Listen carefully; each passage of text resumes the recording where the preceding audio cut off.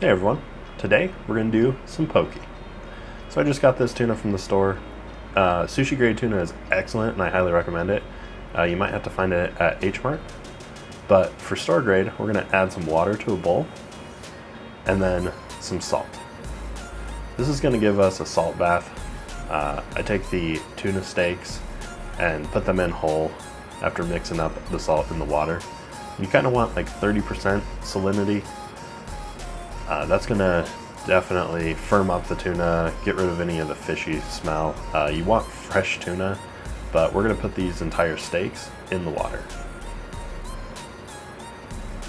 After we've submerged them and mixed them up a little bit, we're actually going to toss it in the refrigerator. This has been after 30 minutes. You can see that the color's changed a little bit. It's firmed up and it doesn't have any of that fishy smell. It works really well. We are going to cut this into bite-sized cubes.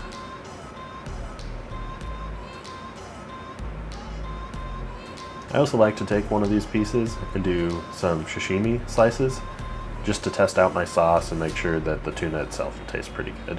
So you'll see that right about here. Just set those to the side. Finish dicing up your tuna to the size you want.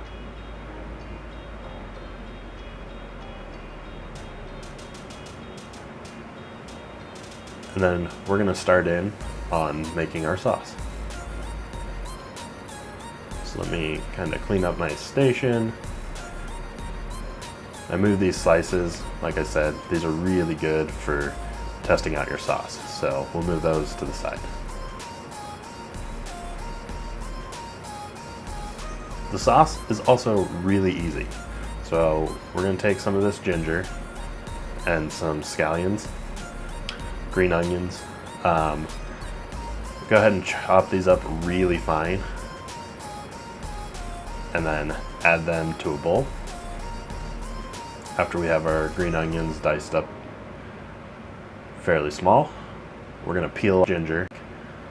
I use a spoon to peel ginger.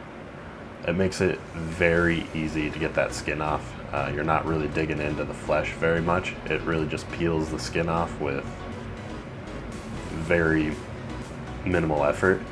At the very end, you'll see that I do use a knife because it had kind of a deep gouge in it. So I did want to get that removed from the flesh.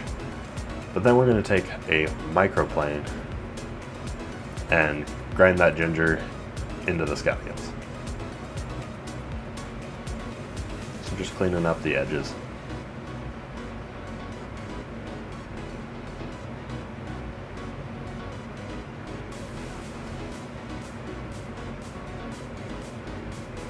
Then we want about a teaspoon, a little bit more of ginger.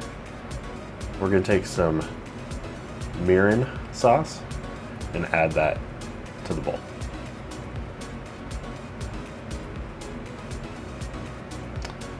After the mirin, I like to add some oyster sauce.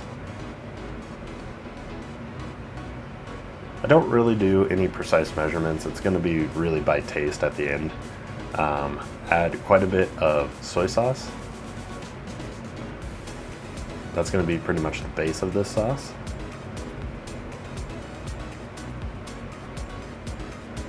Some sesame oil, high-grade sesame oil, high-grade soy sauce is really important for this. You don't want to use cheap stuff. The flavor is way better when you get good quality ingredients.